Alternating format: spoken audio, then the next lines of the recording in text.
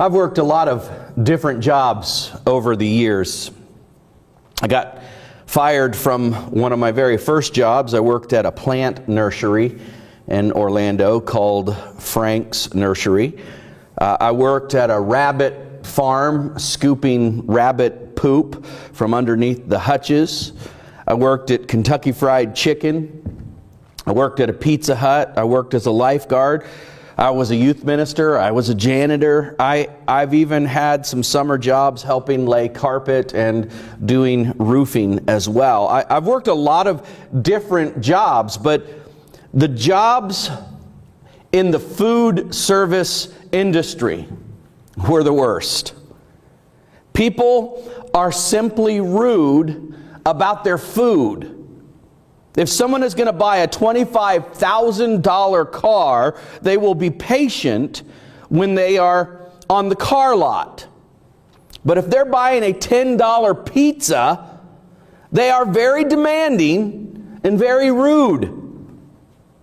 I worked at Pizza Hut in Jackson, Ohio during my senior year of high school, and when we would have rude customers, my manager noticed that I handled them better than most of the other part-time help. So she would schedule me consistently on the nights when she was there because she enjoyed working with me.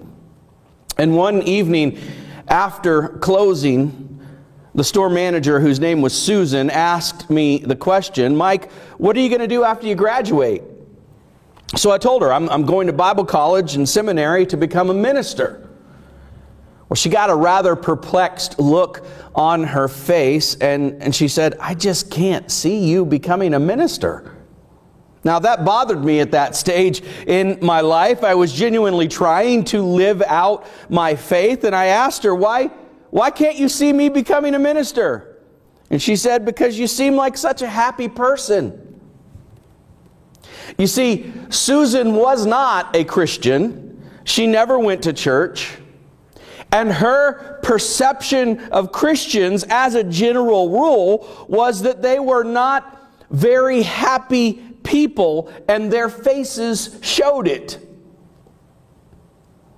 You go downtown here in Des Moines and ask anybody this question: what does happy hour mean? Nobody is going to think that you're talking about a church service. Why is that? You need to understand, this is very important. Write this down. The way that we portray our faith reflects the portrait we have of God. The signals that we give off to people about what our faith is are simply a reflection that grow out of who we think God is. And this is the point Jesus is trying to make when he told the greatest story ever. But to appreciate the story, you have to know the backstory. There was a reason he told this story at this time to this crowd. So look with me at the first two verses of the 15th chapter in the Gospel of Luke. Now, the tax collectors and sinners were all gathering around to hear him. But the Pharisees and the teachers of the law muttered, "This man welcomes sinners and eats with them." Remember, the tax collectors were traitors to their own people. They bought the right to tax their own people to support the Roman army that was oppressing the Jews. Notice that the tax collectors were so bad, they don't even get lumped in with sinners. They had their own category. That's who a tax collector was. He was the lowest of the low on the scumbag totem pole.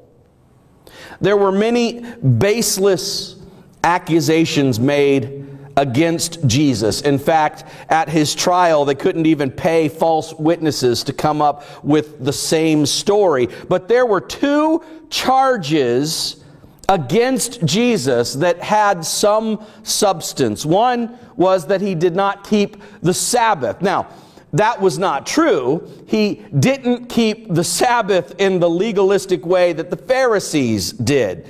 He kept the Sabbath. But the charge was true that he didn't keep the Sabbath the way his critics did. And he did keep company that his critics didn't. This man welcomes sinners and eats with them. Those are present tense verbs, and they indicate this was an ongoing pattern for Jesus. So it was an ongoing concern for the Pharisees. And we've already seen this in Luke's gospel back in chapter 5 when he converts a tax collector named Matthew. And Matthew throws a party with all of his scumbag friends, and Jesus goes, and they say, he's at it again.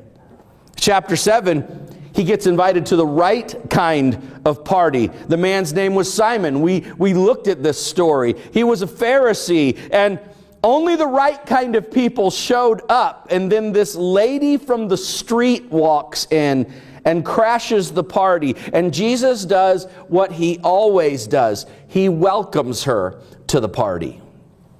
Jesus never denied that criticism. And to the Pharisees, it was a credibility-destroying accusation. You see, they asked the question, why does Jesus party with the wrong people? Have you ever been offended by a celebration? I remember seeing the footage on television of people celebrating in Muslim countries when 9/11 happened here in America. And I remember how that made me feel. Or maybe you're watching a football game and a defensive player just lays out a ball carrier or the quarterback, and the guy is actually really hurt and he's laying on the field and the people are trying to work on him, and the defensive guy is still dancing around and prancing around and strutting and celebrating, and you get upset about that. That is exactly how the Pharisees felt. Some parties just should not happen. Now listen, they are being consistent with their portrait of God. Because the way they understood God, the invitation list to a party should be very, very small. But Jesus paints a different portrait, and he does it with 3 different stories. And the first story was for the men. Luke 15, beginning in verse 3, it says this, "Then Jesus told them this parable. Suppose one of you has 100 sheep and loses one of them.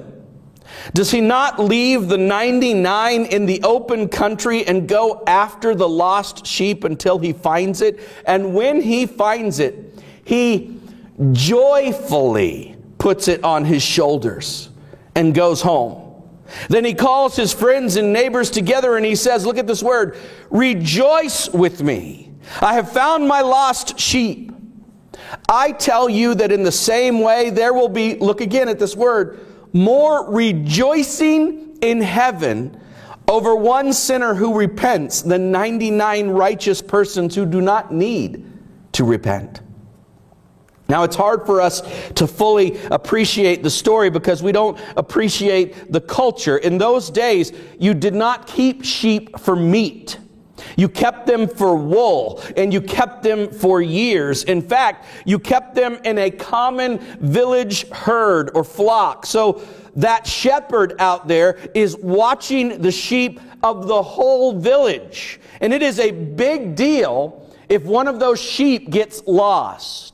So Jesus is telling this story, and there could have been 2 guys in the back named Benjamin and Joseph, and they're nodding their head because they remember when Reuben was the shepherd that night and he lost the flock ram. That ram was going to impregnate the sheep to bring forth all the lambs the next spring.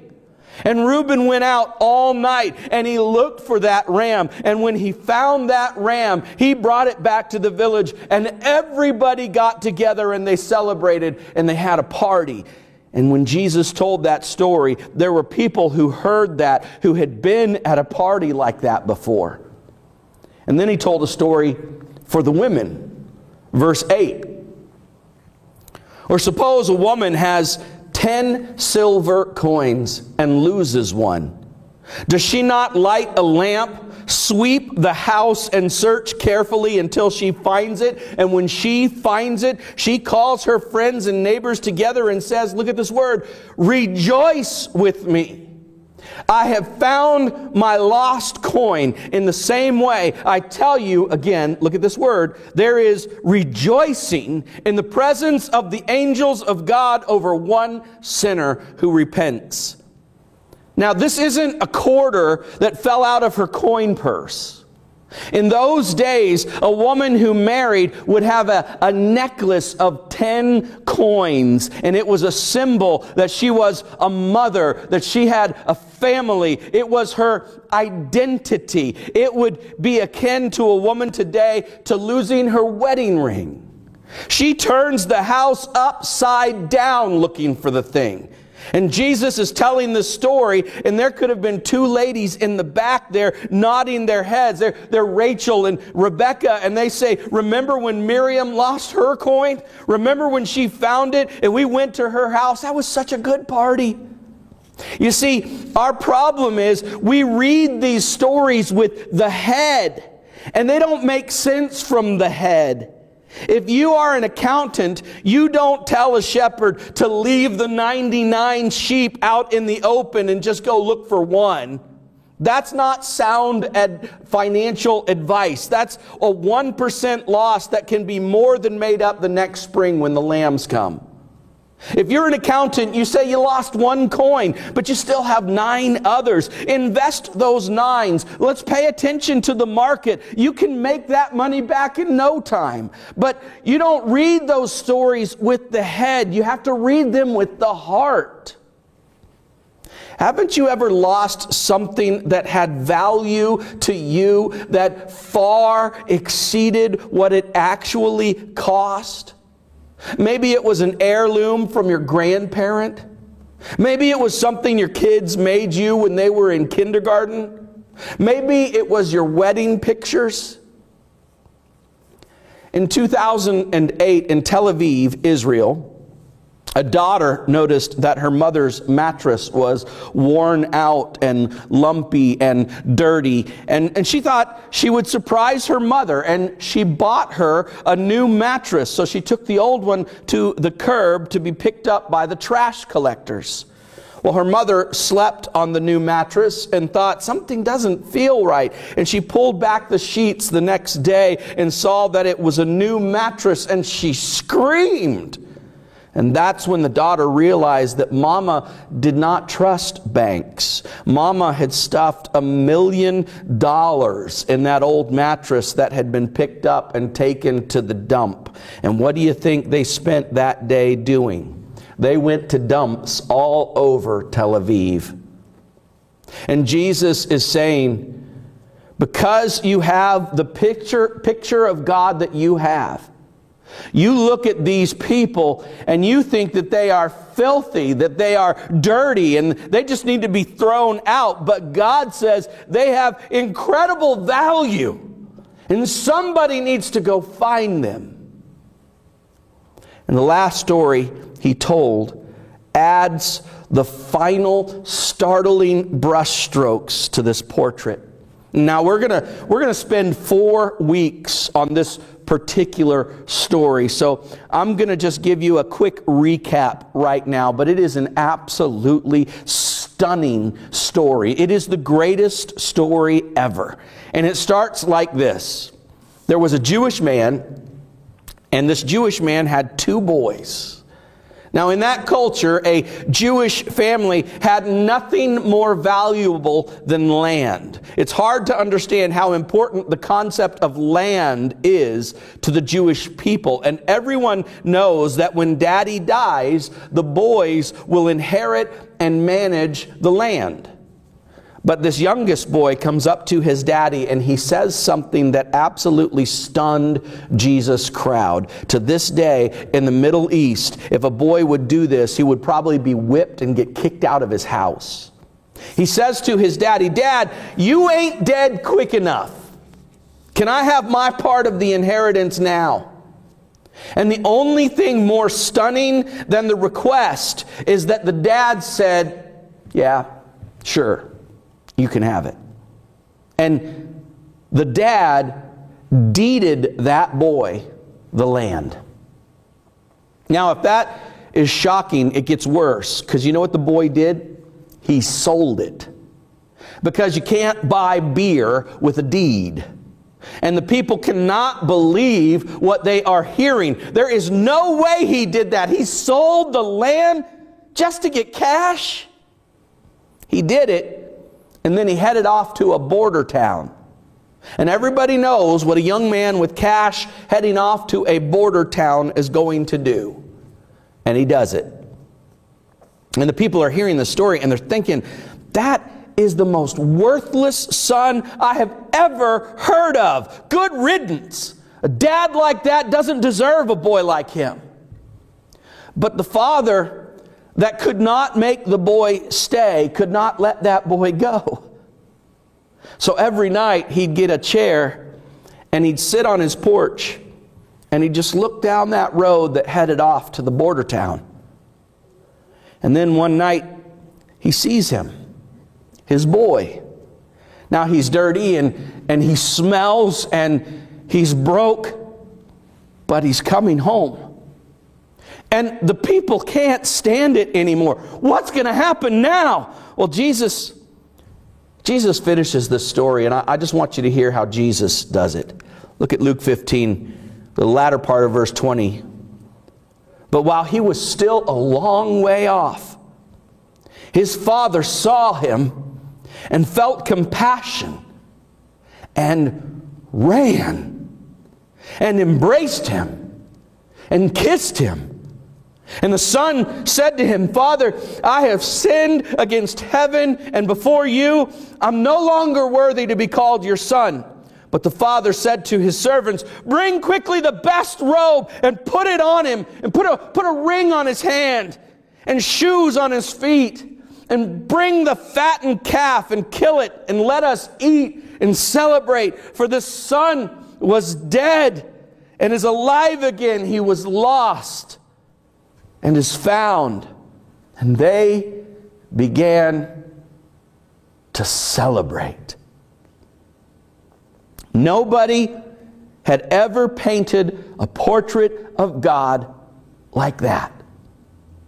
And I would contend that even though you've heard this story all your life, most still don't, in our mind, have a portrait of God like that. Can you see God at a party? Now, you can see him in a courtroom wearing judge's clothes. You can easily see that picture of God. You can see him in a boardroom running the universe. You can even see him at church, and maybe he's sitting up front while everybody's singing to him. But can you see God at a party? Can you picture God in cargo shorts and a Hawaiian shirt and flip-flops? Your picture of God either has white robes or a black polyester suit, and Jesus is saying, if you can't see God right, you will never see people right. You see, the idea of party is central to understanding God. So let's take a moment and just quickly examine these three stories. Did you notice that every story starts with separation? In every story, something of value is separated from whom it belongs. And each time Jesus uses the same word, and the word is lost. And in each story, there is great agony of the owner on the part of this lostness. Because biblically speaking, it is a terrible thing to be lost.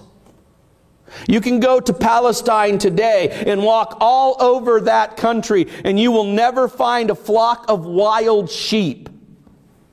A lost sheep is about to be a dead sheep. Biblically, lostness equals death. It is a strong word that Jesus uses. It is the same word the disciples used when they were in that boat and the storm came and they wake up Jesus. Don't you care that we are going to perish? That's the word.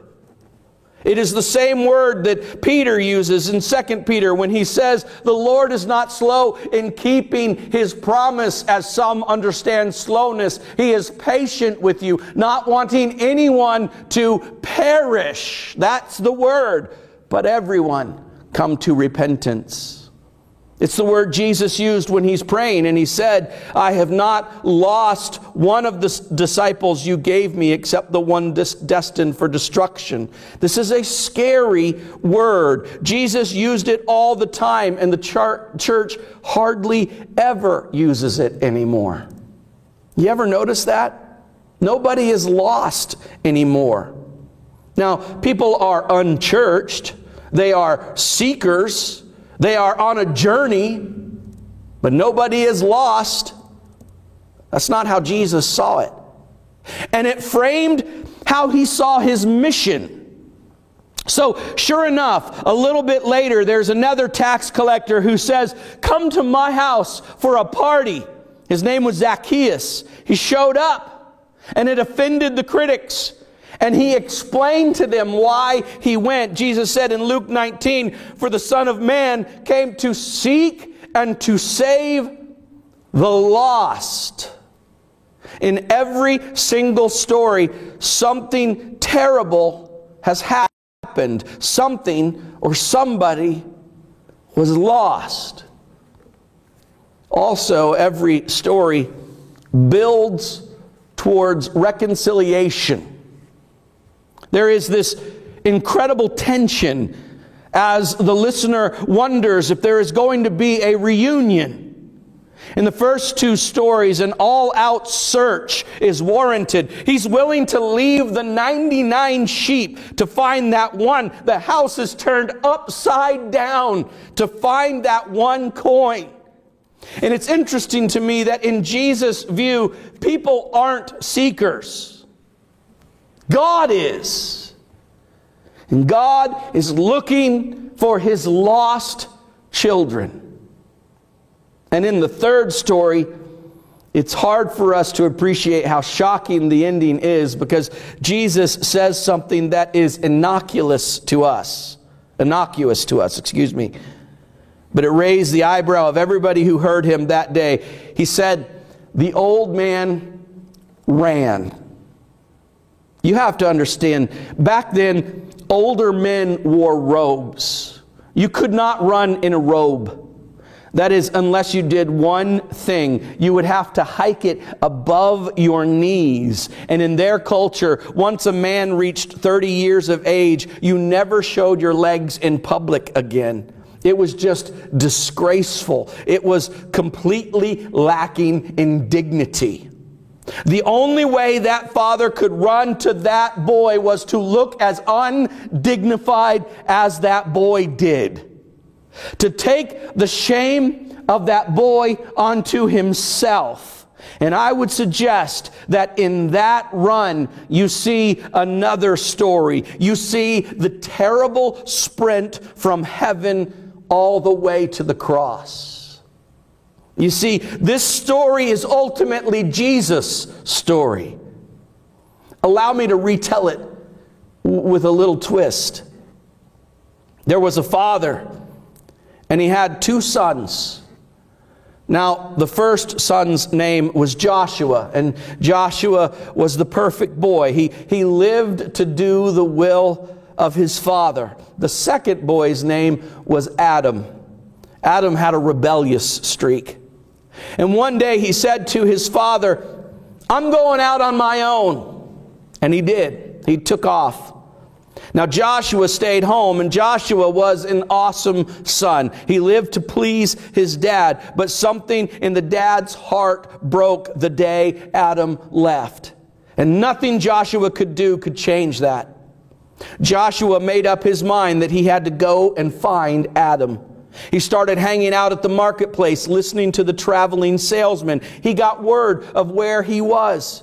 So one night at dinner, he came and said, "Dad, I know where Adam is, but he's sick, and he's dirty, and he's broke. He can't come home unless you send me to the filthy place he is to go get him." The father sent. The father risked his perfect son to go find Adam. Adam was in a barn, and he was filthy and sick and smelly and weak. He was in a semi-coma when Joshua found him and put his head in his lap. Joshua put some water on his face, and he came to, and when he saw his brother, he said, "What are you doing here?" "I've come to take you home. Dad misses you so much. I'm too weak." "That's okay. I'm putting you on my back." About that time, the pig farmer burst in the barn and said, "Put him down. You can't have him. He belongs to me. He is legally mine. He's in my debt." Joshua stood up big and strong and looked at the pig farmer and said, "Then I'll pay it. I'll give you my life for his. Adam is going home."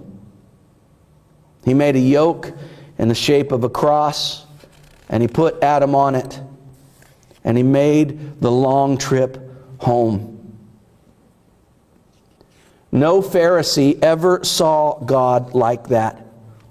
If they did, they would have joined the party. Did you notice that? That every story ends in celebration. In every story, finding demands a party. And everybody is happy, well, except in the third story, two people at the end are not happy, the older brother and the fattened calf.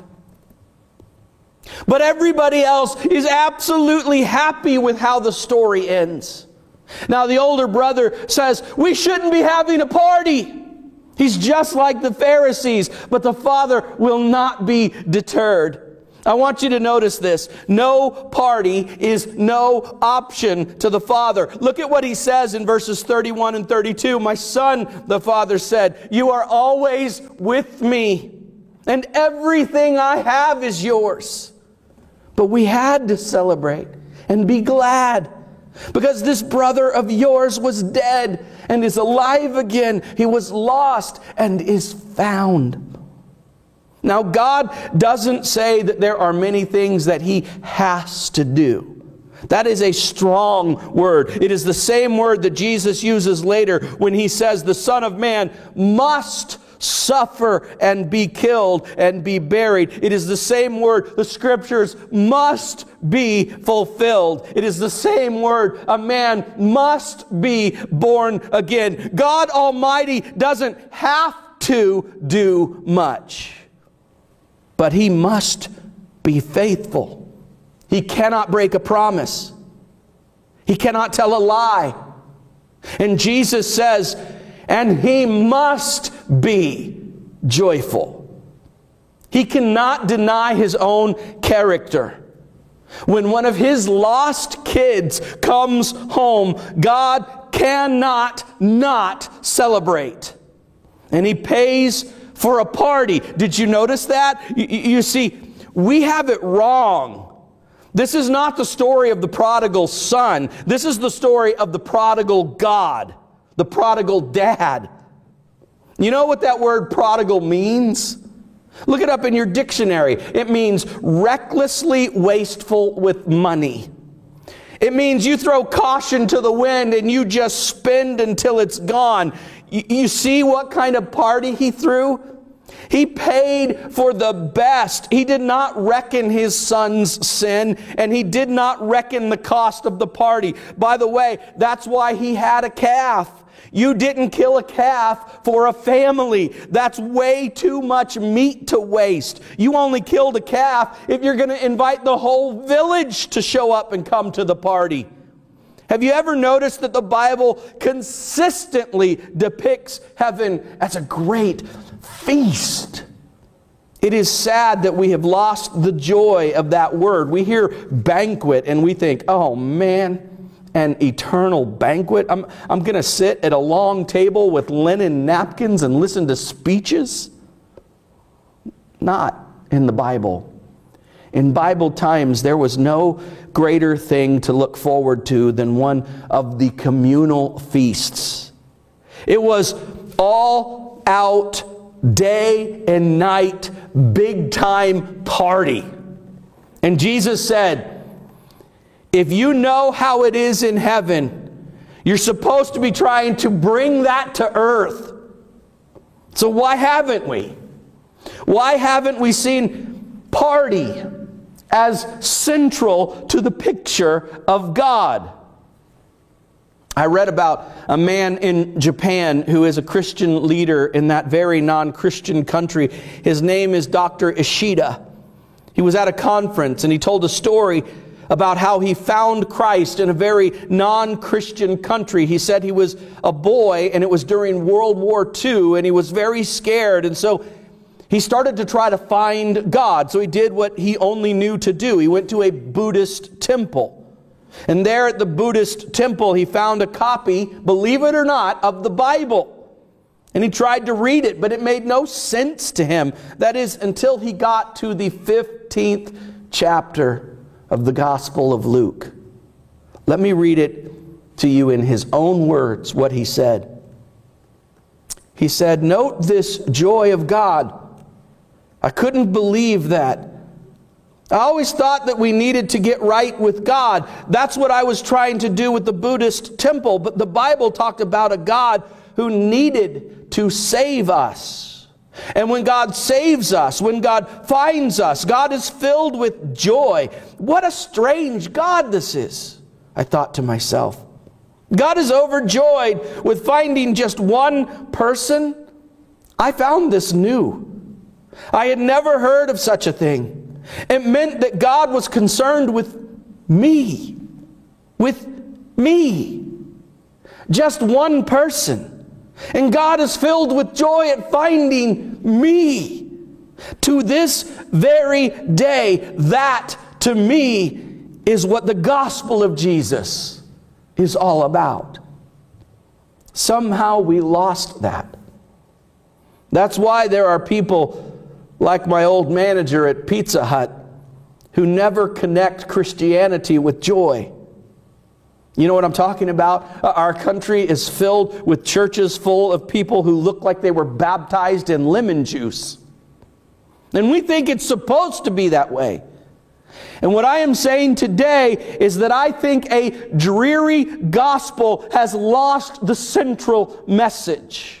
Maybe the problem is this: our churches are not full enough of younger brothers, but they are way too full of older brothers. And some of you have had a very, very bad experience with an older brother. And I want you to come and I want you to listen very closely to what I'm saying. Older brother religion and Christianity are not the same thing. Jesus came to find and party with the lost. And you can be lost in the pig pen, and you can be lost in the pew. But either way, if you miss the party, it is not because you were not invited. I want you to stand up. I want to pray over you this morning.